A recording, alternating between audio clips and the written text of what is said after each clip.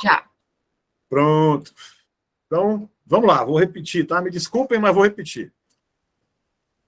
A partir desse momento, damos por aberto oficialmente os nossos eventos desta semana, o 7º Fórum Internacional de Conhecimento e Ciência, o 9º Encontro Científico do Grupo Pesquisa e Publicações, GPS, a primeira semana acadêmica do curso de Graduação em Educação Física, GEDF e UEPA, e a primeira caminhada da Conhecimento e Ciência, Caminhando para a Saúde. Evento este com 3 eixos temáticos: educação, saúde, empreendedorismo, inovação e tecnologia. E os homenageados destes eventos, professor especialista Armando Alcântara Von Gap, em Memory, professor especialista Franklin Ronaldo Martins Tavares, o nosso agradecimento. E a partir de agora, às 10 horas, oficialmente, vamos para a nossa atividade 2, é a conferência de abertura, que será de 10 às 11 horas, tendo como tema Desafios na produção do conhecimento em educação e saúde, foco na educação permanente, formato online, abrangendo todos os eixos temáticos dos eventos. Nosso convidado, professor pós-doutor Carlos Alexandre Felício Brito, da Universidade de São Caetano do Sul, São Paulo, Brasil, sob a coordenação do professor Ricardo Figueiredo Pinto, quem vos fala. Neste momento, eu quero fazer uma breve leitura do breve currículo do professor conferencista. Professor pós-doutor Carlos Alexandre Felício Brito possui graduação em licenciatura plena em Educação Física, Santo Amaro, em 1990. Mestrado em Educação Física pela Universidade Estadual de Campinas, em 2000. Doutorado em Educação Física pela Universidade Estadual de Campinas, em 2005. É professor doutor da Universidade Municipal de São Caetano do Sul, a USCS. Exerce a função na USC na graduação na área de Educação Física, disciplinas específicas. Atua no estrito senso da USC em 2 programas: mestrado profissional em Educação e mestrado profissional em Inovação no Ensino Superior e Saúde. Compõe o grupo de avaliadores do MEC-INEP desde 2018. Pós-doutorado na Uniam, no PPG e Ensino de Ciências da Saúde 2021. E é vice-líder do Grupo Pesquisa e Publicações GPS, na região Norte e Nordeste desde 2020. Coordenador do subprojeto de educação no programa CAPES, de Bolsa de Iniciação à Docência, PIBID, USCS. Pesquisa atualmente sobre formação de professores, profissional Nofstin, metodologias ativas, competências digitais, gamificações, jogos sérios. Professor Carlos Alexandre Brito, é um grande prazer, não só como professor colega, como amigo, recebê-lo. Agradeço em nome de todos e ser o nosso conferencista de abertura destes nossos eventos. E a partir de agora você está com a palavra. Bem, bom dia a todos. Obrigado pelas palavras iniciais aí, professor Ricardo. E é muito bom, né, ter essa responsabilidade de ter como tema de abertura, né, essa responsabilidade ainda sendo vice-líder aí, apesar que quem carrega todo esse piano é Vossa Senhoria, hein? Por mais que, se não tiver isso, talvez a gente não estaria aqui nesse momento. E é bem interessante, né, todo esse caminhar, né, a gente, que você me conhece, como você me colocou aí como, né, colega de algum tempo, e eu sempre venho pesquisando, se for olhar no meu currículo, sobre a natação, né, e de repente, de um tempo para cá, né, uns 4, 5 anos para trás, a gente está numa empreitada dentro da universidade, investigando, entendendo e compreendendo melhor essa questão da educação, do ensino, os 2 mestrados onde que eu estou. Então, dentro desse mestrado, eu me sinto muito à vontade em falar sobre esses desafios na produção do conhecimento em educação e saúde. E por quê? Porque na medida em que a gente olha para a educação física, seja o bacharel, seja a licenciatura, ou todos aqueles que estão na área da saúde, tem um grande desafio nessa produção do conhecimento, e é isso que eu tento trazer nessa abertura, para a gente refletir algumas perspectivas. E essas perspectivas, elas são importantes de entendimento na produção desse conhecimento. Então, muitas vezes, historicamente, a gente tem uma centralidade do sujeito em modelos mais reducionistas. Entretanto, a gente precisa, e como a educação em saúde faz, ela amplia a partir de um princípio chamado integralidade do cuidado. Agora, por que eu pus foco na educação permanente? Porque nós, enquanto profissionais, nós temos que se colocar sensivelmente sobre essa possibilidade que eu vou tentar passar, né, de alguma forma. Então, eu pretendo fazer uma apresentação onde eu vou caminhar dessa forma e, no final, a gente deixar aberto, né, as perguntas, as reflexões necessárias aí sobre a temática. Então, quando a gente coloca sobre essa questão de aspectos ligados à educação e saúde, a gente tem que dar uma olhada e entender um pouco, etimologicamente, a ideia de como a gente pode estudar a população que é acometida pela doença. Porque dentro dessas áreas disciplinares, uma área que cresce muito até hoje, mas que vem ganhando notoriedade, é a epidemiologia. Mas entender epidemiologia, muita gente já entende de uma forma rápida, como se fosse atrelado à ideia da saúde, à ideia da doença. Mas se a gente for olhar a palavra, ela quer dizer estudo sobre a população. Então, eu trago algumas imagens que vão revelando sobre a importância de estudar as doenças ao longo da história. Então, essas doenças são estudadas e a gente começa já lá em Hipócrates, olhando alguns indícios interessantes sobre o que fundamentou a sua prática, né? Ou seja, ele já colocava que a forma de compreender o organismo deveria incluir a personalidade. Mas ele partia de 4 humores corporais: o sangue, a flegma, a pituita, ou seja, que vem a pituitária hoje em dia, a bilis amarela e a bilis negra. Então, se a gente for olhar dentro de um processo histórico, já existia isso, um grande interesse sobre elas. Só que no século XIX, né, com a moderna epidemiologia e com a ideia, a entrada da Revolução Industrial, existe um crescimento das cidades e condições de vida que estavam piorando. E com isso, a população vivia em ambientes poluídos, insalubres, ou seja, nesse momento existia um paradigma dominante, conhecido como miasma.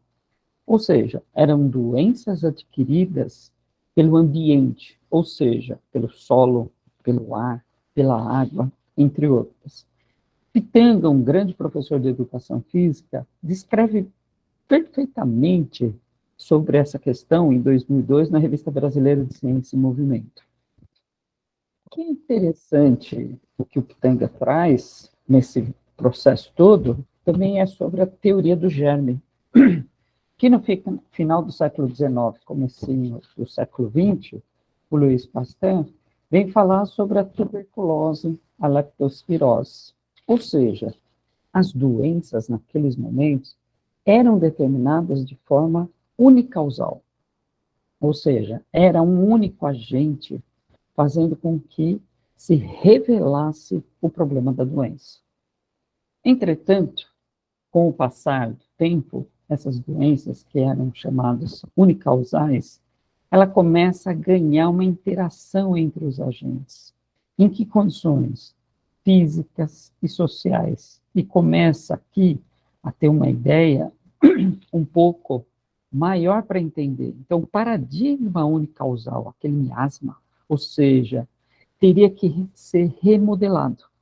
E é nesse sentido que a gente vê as doenças infecto-contagiosas já se colocando e revelando determinada situação, não mais daquela forma, de forma unicausal.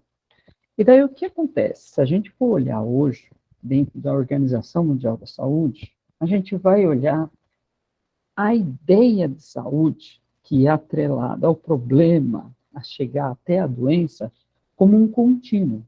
Ou seja, um contínuo que existe em uma direção não tão bem definida, em que não é porque eu tenho determinado aspecto físico, social, mental, espiritual, de uma hora para outra eu posso ter essa saúde negativa, ou seja, um limite funcional e até a morte.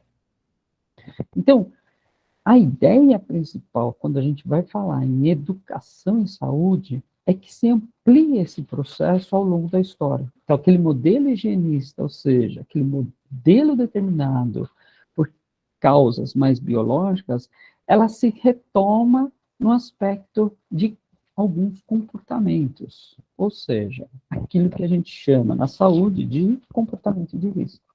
Eu destaco o sedentarismo, porque é de interesse não só da educação física, mas de todos, mas principalmente da educação física, que tem essa preocupação.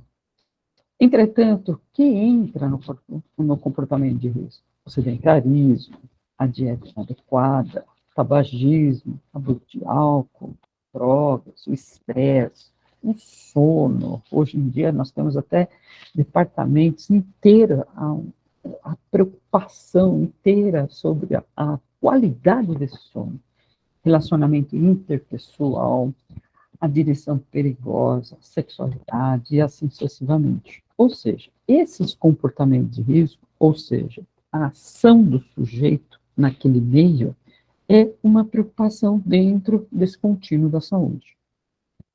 Entretanto, esses comportamentos, ao longo do tempo, não é de uma hora para outra, por isso o interesse da epidemiologia, verificar o odds ratios, ou seja, a razão de chance de um determinado acontecimento que possa, por exemplo, com sedentarismo, uma dieta inadequada, levar ao excesso de peso corporal.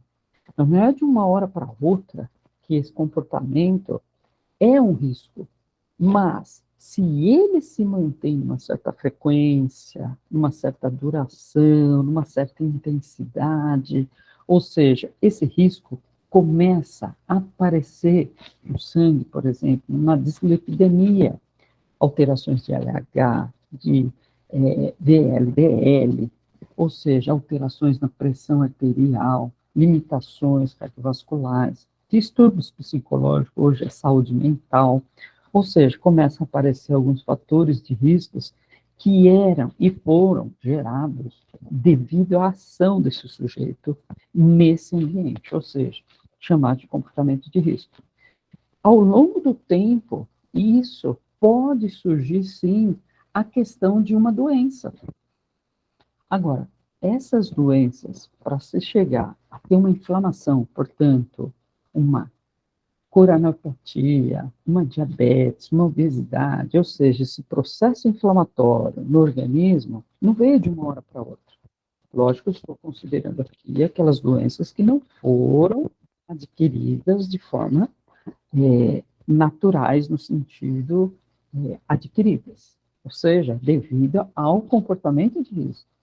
E aqui surgem essas doenças que podem levar a algumas limitações funcionais e, no extremo, levar até a morte. Entretanto, esse caminho percorrido, existe um liame em que vem a questão da educação e aspectos biomédicos. Quando a gente coloca sobre essa situação, nós temos que pensar na configuração do nosso sistema, ou seja, sistema de saúde. Atenção primária, atenção secundária e atenção terciária. E quando eu estou falando, em educação e saúde, eu estou preocupado com a questão da educação em saúde. E essa educação em saúde, eu estou preocupado com os comportamentos de risco. Portanto, aquilo que o sujeito age dentro do seu processo social. E o que acontece? Esses aspectos biomédicos, que são importantes, eles fazem parte também da educação em saúde. Mas existem mais de 70% desse processo em educação e saúde que poderiam ser evitados lá na entrada, ou seja, numa UBS, no núcleo de atendimento à saúde da família, ou seja, a atenção primária. E o que acontece? Eu vou colocar aqui um exemplo de uma situação de algumas formas que a gente fazia isso numa determinada época. Ou seja, uma preocupação hoje que está se retomando, não digo retomando, mas digo uma preocupação é a curricularização, ou seja, trabalhar com o olhar dos alunos na formação inicial de todos, já com a comunidade. Entretanto, aqui é uma experiência que eu trago de 2012 e, Éder, por favor, quer falar alguma coisa? Bem, o que acontece é que, ao longo do tempo, seria interessante depois a refletir mais à frente. E vocês vão entender por que eu estou trazendo esse exemplo que eu participei junto com outros profissionais. Então, o que acontece? Se a gente coloca num problema de epidemiologia, ou seja, da saúde, a gente tentou colocar, na época, na universidade, veja, que eu também trabalhei até 2015, que é a Universidade de Santo Amaro, uma preocupação sobre a atividade física e a influência no sistema cardiovascular. E a gente colocou sobre alguns desafios para a mudança de comportamento. Então, pegando aquele conceito de saúde, no sentido em que os comportamentos dependem de uma relação educacional. Na época, a gente teve alguns parceiros, que seria o programa Agita São Paulo, para levar aí informações pertinentes para essa comunidade e um grande chave dentro desse processo, que é a Associação da Saúde da Família com o professor Vitor na época. Só que como a gente queria ver o sistema cardiovascular, a gente trouxe a Polar como parceiro. E por quê? Principalmente devido a um dos relógios chamado modelo RS800. Por que o RS800? Porque a gente queria verificar a variabilidade da frequência cardíaca, sabendo que ela, quanto mais alta, é melhor para o processo de saúde. E com isso, uma parceira muito importante dentro da universidade, que coordena a Academia Escola, hoje em dia fazendo seu doutorado lá em administração, a professora Denise. Mas qual que era a ideia? Era comemorar o dia 6 de abril, Dia Mundial da Atividade Física. Veja quanto tempo se passou, mais de 10 anos se passaram e muitas vezes fica a reflexão, o quanto a gente conseguiu modificar esse comportamento. Mas vamos lá. Quem é essa região, ou que região está centrada a Universidade de Santo Amaro? Essa é centrada numa região que a gente chama de região sul. Seria essa região onde está verde. É uma região em que tem, hoje deve estar maior, essa população na época, né? Como estava descrevendo. Entretanto, é uma região com muitos contrastes, muita heterogeneidade de classes sociais, principalmente distribuídos aí de Grajaú, Cidade Dutra, onde tem aí principalmente a população mais desfavorecida. E essa população depende 75% da condição do Sistema Único de Saúde. E qual que era o nosso objetivo? Era ter uma ação para verificar e analisar o nível de atividade física e o quanto que isso poderia influenciar determinada pelo nível de atividade física baixo, médio ou alto, no sistema cardiovascular.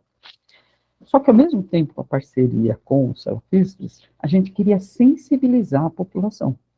Para quê? Com alguns flyers, algumas formas visuais que a gente tinha, para manter e levar e comunicar essa população sobre esse impacto. Com isso, a gente conseguia ter também, indo até a UBS, obter um quadro geral da condição de saúde dessa comunidade.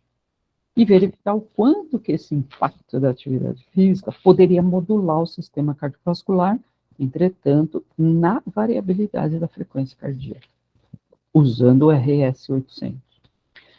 E o que é interessante também fazer é não só ter esse dado biológico da atividade física de fazer ou não, mas também ter os estágios de mudança de comportamento. Uma vez medido o nível de atividade física e a variabilidade, a gente queria saber até que ponto os indivíduos estavam sujeitos a quererem ou não mudar o seu comportamento. Então, a gente trabalhou aí, principalmente, com essa ideia de mudança, e isso estava relacionado principalmente aos itens 2 e 3. Além do quadro, a gente verifica melhor e saber até que ponto isso poderia ter relação com a modulação. Aqui é uma ação que a gente estava fazendo ao mesmo tempo, que a gente envolveu alunos dos 2 cursos, da Unisa, da USES, junto com a coordenadora, né? E aqui sou eu, numa sala que é a UBS, a gente fechou a UBS nesse dia, exatamente para atender a população, em parceria junto ao NASP, em que a gente colocava algumas informações, mas também davam flyers, faziam entrevista. Então, aqui existem algumas imagens, a gente conversando com a população e principalmente dando informações para elas. Aqui, no lado de fora, logo na entrada, para chamar bastante atenção, ou seja, tentando fazer atividades simples, como alongamento e tudo mais. E aqui no corredor, a gente teve a possibilidade de ter uma sala para nós, para a gente poder fazer a medida da variabilidade da frequência cardíaca. A gente usou algumas bexigas, essas bexigas no formato de coração, para a gente poder auxiliar a população para ela ter uma vida mais ativa, no sentido de sensibilizá-los para pensar e proteger o seu sistema cardiovascular. Aqui o professor Vitor, que é do NASP, na época, não sei se hoje ele ainda continua, e aqui eram 2 alunas, né, no caso, bacharéis que estavam terminando na USP, que também foram auxiliar. Aqui é a maneira como a gente pedia para ficar, porque interessava para a gente é ver a variabilidade de frequência cardíaca, não em movimento, mas sim no repouso. E qual que é a ideia? Quanto maior a variabilidade de frequência cardíaca, mais protegido você estava. E o que acontece? Existe uma correlação direta entre a atividade física e essa variabilidade. Então, a gente queria verificar isso de acordo com a estratificação do estágio de comportamento que a pessoa estava. Essa era a ideia central do nosso processo. E o que a gente conseguiu verificar? Não de todos, porque muitas pessoas não quiseram participar de todo o processo, então participavam da comunicação, muitas vezes queriam ouvir, mas não participar da medida da variabilidade. Então, aqui entrou, dos 39 que passaram naquele momento, apenas 29 entrou na análise, que fez todo o processo certo que a gente pôde verificar com todos os dados. O que a gente verificou? Que frequência e duração moderada, assim como circunferência abdominal, índice abdominal, ocupação e renda, estavam extremamente relacionados à condição da variabilidade. Ou seja, isso estava influenciando aquele processo. E o que acontece? A gente, ao conversar, a gente queria saber também quais eram os sentidos que tinham, né, que eles acreditavam que poderia agir naquele momento, que poderia aderir à atividade física, mas tentando aí colocar principalmente de forma prazerosa. O que a gente verificou dessa população? Que o domínio mais forte, se a gente pensa aí na qualidade de vida, que são esses 4 domínios, o domínio ambiental, o físico, psicológico e relações sociais, ou seja, no valor qualitativo para essa população, o domínio ambiental era o que mais forte dentro das palavras, dentro da forma como eles estavam pensando. E o que a gente verificou? O mais forte era a percepção sobre oportunidades de lazer que eles tinham ou deixavam de ter naquela região. E isso estava muito forte, atrelado à ideia de renda, de capacidade daquele espaço. O que foi também chamado muita atenção, que quase um quarto daquela população queria mais informações sobre essa situação. Ou seja, na UBS, naqueles espaços ao longo dele, sobre essas informações. Agora, interessante que chamou muita atenção que eles estavam satisfeitos com o local onde moram. Isso chamou muita atenção para a gente devido a algumas condições sanitárias básicas. Assim eu revelo. Nessa foto, eu ainda não vou ficar fechado, depois eu trago mais à frente, sobre as falas desses moradores. Mas veja, retomo aqui a questão que eles estavam satisfeitos com o local onde moram, entretanto, essa foto a gente tirou em que sentido? Porque ao mesmo tempo que a UBS estava localizado, nós tínhamos aqui simplesmente um esgoto aberto. Então, ao mesmo tempo, a importância de fazer atividade física e tudo mais, era também visto por nós que estávamos lá, tentando falar sobre modificações de comportamento, ou seja, uma vida mais saudável, estava lá, um esgoto aberto. Então, ao mesmo tempo, nesses relatos que chamaram bastante atenção da nossa ida até esse espaço, para poder trabalhar sobre essa situação, veio que os moradores colocavam que eles, os moradores, depende deles, porque são muito acomodados. Né? E o que acontece nesse espaço? Tudo, né? Eles gostariam de ter tudo, muito mais, porque lá só tem mato. Interessante falar em que eles falam do outro em relação que os moradores são muito preguiçosos, não querem acordar cedo. Então, tem alguns relatos que nos chamou a atenção e que, se fosse hoje, a gente esperaria que nisso tivesse uma certa modificação, entretanto, a gente não foi lá. E o que isso chama atenção? Quando a gente vai pensar no conceito de educação e saúde. Então, aqui, Falkenberg, né, que é a Miriam Falkenberg, ela põe aí alguns conceitos importantes, e eu quis trazer primeiro o conceito de educação e saúde, que é o foco dos desafios na produção desse conhecimento.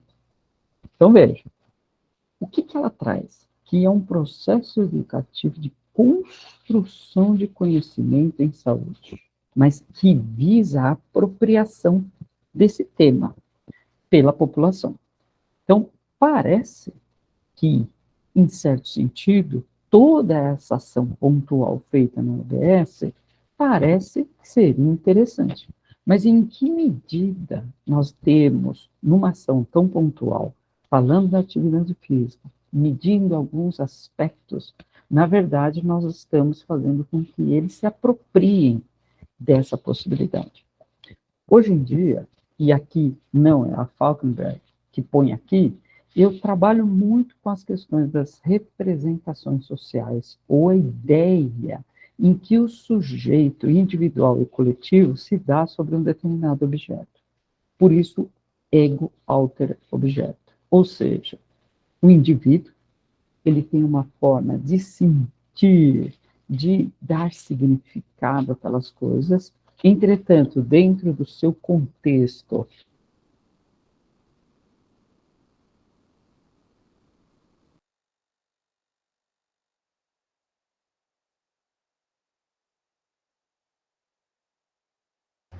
Professor, o seu áudio, Está o sem seu som, microfone foi desativado. Opa, voltou? Voltou. Opa, obrigadão. Então, eu não sei onde eu parei, que vocês conseguiram ouvir. Da apropriação. Só esse finalzinho aí, assim, retoma só esse finalzinho que você falou. Tá. Então, o que acontece? Essa questão de ego, alter objeto, não é da autora. Sou eu em função das minhas pesquisas em relação à produção de conhecimento nas representações sociais. Então, veja, existe um indivíduo representado individualmente, mas ele se representa no outro. Por isso, alter é o outro, que é o sujeito também dentro de um contexto social.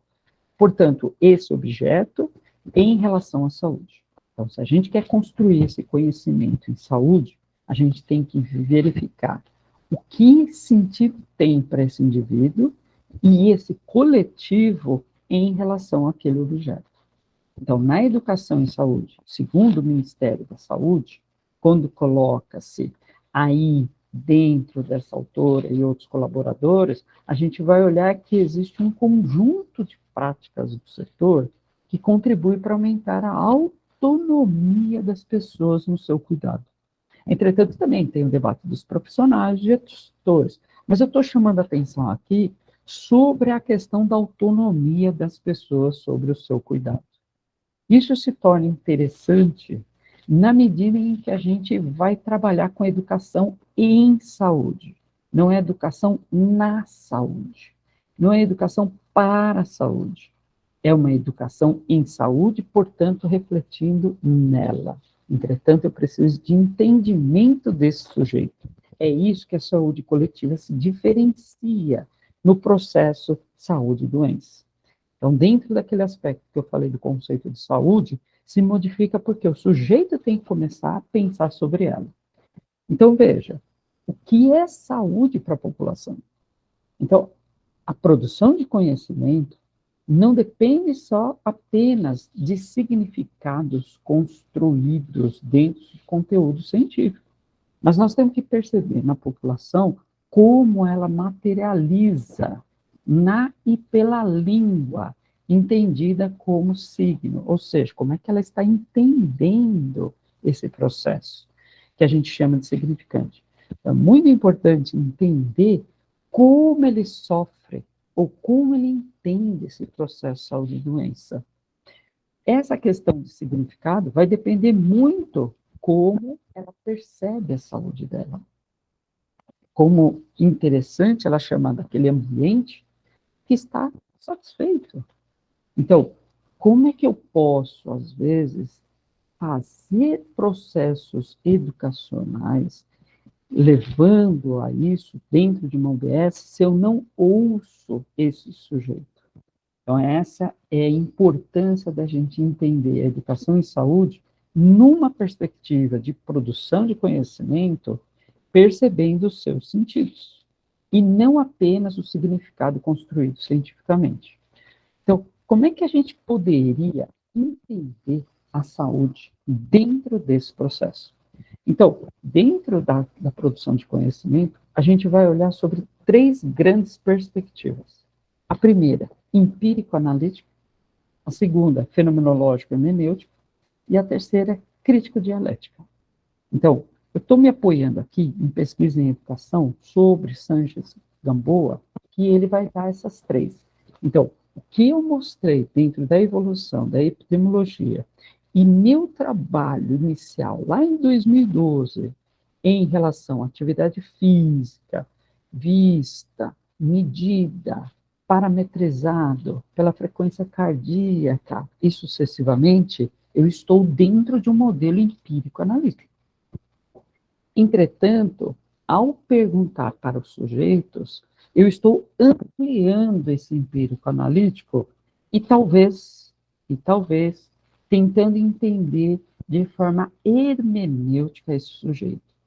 O que é hermenêutica? A hermenêutica, se a gente for dentro da história, ela vem de Deus Hermes, é a mensagem que as pessoas querem passar.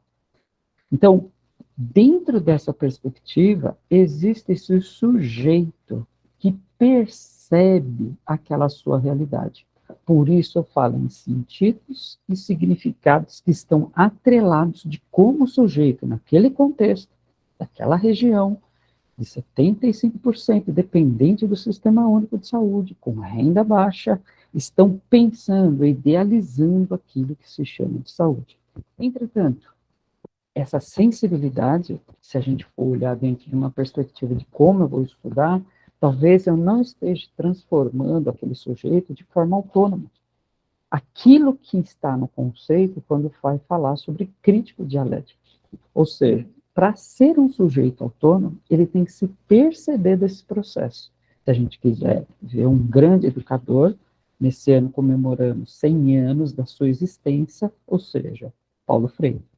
Então, dentro da crítica dialética, a gente vai olhar alguns autores mais Weberniano, na Alemanha, marxista, ou seja, nós temos uma visão mais crítica dentro da minha área. Educação física, eu gosto muito de ter dentro do caderno de saúde pública, ler principalmente 2 grandes autores, para mim, Alexandre Palma, quando vai fazer a crítica da atividade física ao problema do indivíduo que ele que é culpado, e esquecer dos determinantes estruturais sociais, portanto, pensar nisso, e um grande pesquisador da epidemiologia da atividade física, que foi reitor, eu não sei se ainda está na condição de reitor, em Pelotas, que é Pedro Halal. Quando ele tenta ampliar o conceito de saúde, fazendo etnografia junto com a epidemiologia da atividade física. Portanto, ele está trabalhando e ampliando o paradigma, não só de forma reducionista. Então, isso seria muito interessante. Então, o que a gente tem? Pensando nesses 3 paradigmas, a gente tem abordagens. E eu gosto muito do Creswell, que ele vai falar sobre algo diferenciado quando ele traz a metodologia, uma abordagem mista. Para muitos autores, não existe abordagem mista. Então, por que eu gosto dele? Porque ele vai trabalhar entre, talvez, a possibilidade de ter trabalhos quantitativos e qualitativos, fazendo essa mistura em determinado momento, mas dependente do problema. Então, veja, se nós temos um problema social aqui, ou seja, de educação permanente, de educação e saúde, nós temos que pensar e aumentar o foco de empírico analítico. Ou seja, não adianta a gente só entender a educação e saúde apenas identificando e vendo se ele é sedentário, se ele tem um nível de atividade física e se a frequência cardíaca dele está alta ou está baixa. Nós temos que aumentar e entender esse sujeito de forma qualitativa. Nós podemos fazer as pesquisas separadas, sim, como a gente vê muitas vezes. Entretanto, por que não ampliar, portanto, desafios da produção desse conhecimento? O que a gente tem na quantitativa? Muitas vezes é estruturado pelo uso de números, como eu apontei, e de perguntas fechadas, como a gente fazia naquele momento. Entretanto, o que seria qualitativo? Onde eu peguei algumas situações, estruturado pelas palavras, que sentidos. Quando a gente pega a palavra, nós estamos pegando, na verdade, a forma estrutural do pensamento. Não existe pensamento sem palavras. Portanto, perguntas e respostas abertas. Isso poderia identificar como o sujeito percebe o seu ambiente. Lembrando que 75%, veja, o domínio ambiental parecia que era o mais forte e o mais importante dentro da qualidade de vida deles. Agora, o que vem a ser a qualitativa? É uma abordagem voltada para a exploração e entendimento do significado que indivíduos ou grupos atribuem a um problema social humano. Por isso a importância da gente ampliar. E por isso um desafio na educação e saúde é ampliar e sair do modelo reducionista empírico analítico. E o que é isso que tem que ter? Nós temos que estar junto, o ambiente dos participantes, é o pesquisador participante. Entretanto, não é tipo de hipótese, é uma análise indutivista. O que é análise indutivista? Particular daquele local, daquele contexto, que é diferente de hipótese, é uma análise. Então, na quantitativa, nós temos uma análise mais dedutivista, porque nós queremos generalizar, por isso a gente pega uma amostra para fazer uma generalização daquela população. Na pesquisa qualitativa, a gente vai querer investigar e explorar melhor aquele contexto. Logicamente, o relatório final é flexível e você verifica melhor a complexidade da situação. Portanto, o problema que é de uma determinada região pode não ser da outra. Portanto, deve ser vista de forma qualitativa. Por que isso seria importante? Porque sentido e significado se modifica de acordo com o contexto. Então, o que é mais importante? Não é apenas aquilo que é atribuído como significado determinado cientificamente, mas principalmente o que é construído pelo sujeito, materializado na e pela língua, portanto, de como ele pensa aquilo como importante para ele ou não. Portanto, muitas vezes o significado que ele tem de saúde possa ser diferente daquilo que a gente faz e trabalha na construção científica. Então, isso que a gente deve ter como desafio na produção de conhecimento.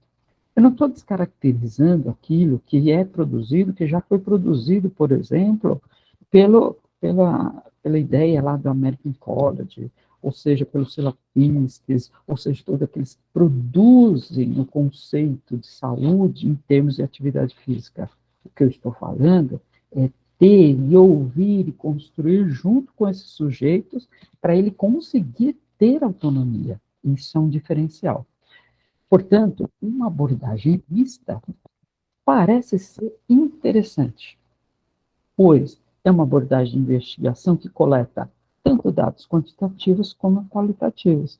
É integração para compreender essas informações. Qual que é a característica? Vai depender do objeto que se está sendo investigado e do interesse para a resolução de problemas. Então, não quer dizer que eu só vou fazer esse tipo de pesquisa, mas como desafio em termos de educação e saúde, que você procura autonomia dentro daquele conceito, entendendo aquele sujeito individual e coletivo, nós temos que fazer um certo diferencial. E por quê? Porque o modelo empírico-analítico não dá conta da educação em saúde. Nós precisamos de dois modelos, ou fenomenológico hermenêutico, ou crítico dialético. Mas o empírico-analítico, apenas na produção do conhecimento, não dá conta. O que eu estou fazendo hoje em dia? Trabalhando muito com o fenomenológico hermenêutico em cima de análise de conteúdo. Portanto, nas representações sociais daquele indivíduo, do ego, alter ele junto dentro de um contexto sobre um determinado conteúdo de um objeto que ele sente. Porque eu estou na educação, no ensino, então, logicamente, não fico preocupado na educação apenas com a saúde, mas meu interesse vem como esse sujeito entende essas tecnologias digitais, como é que o professor entende dentro do contexto e se relaciona com ela. Entretanto, a palestra de hoje é sobre educação e saúde. Ou seja, essa ideia parte, né, esse conteúdo parte da mensagem dessas pessoas. Nós temos que entender a mensagem. Por isso, a hermenêutica.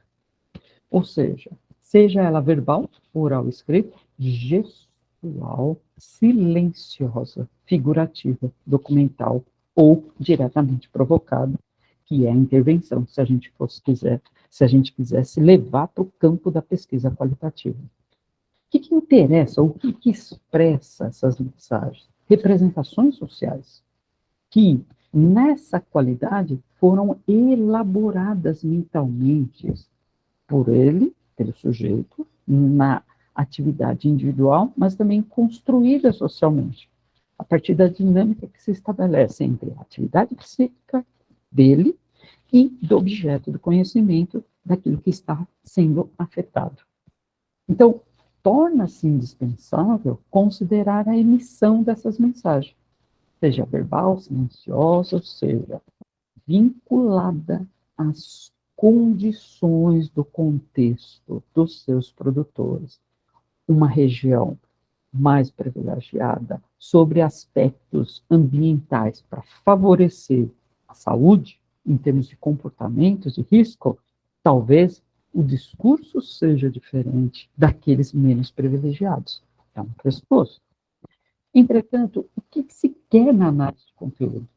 Também entender significados e sentidos, ou seja, o significado de um objeto ele pode ser absorvido, compreendido e generalizado a partir de suas características definidoras, pelo seu corpus de significação. Quem é esse corpus? são as palavras que eles evocam. Ou imagem, vai depender a faixa etária que você está trabalhando. Portanto, ele revela, assim, uma categoria de sentido.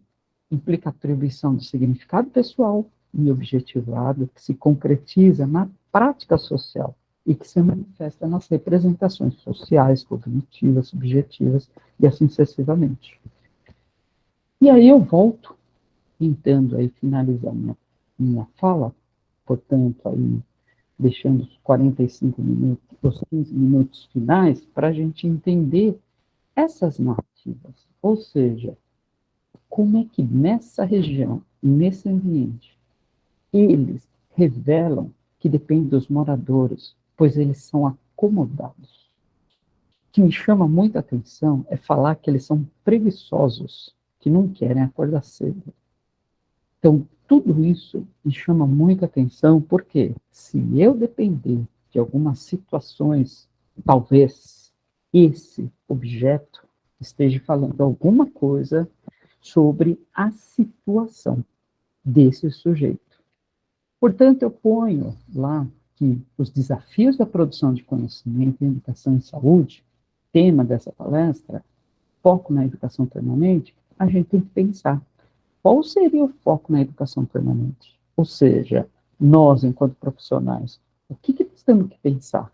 Talvez, como dizia Kant em 1781, que as qualidades que nós percebemos dos objetos realmente pertencem aos objetos. Então, essa fala dele é que a gente deve repensar essa busca desse conhecimento numa apropriação de forma diferente e sair um pouco desse sono dogmático. Muito obrigado.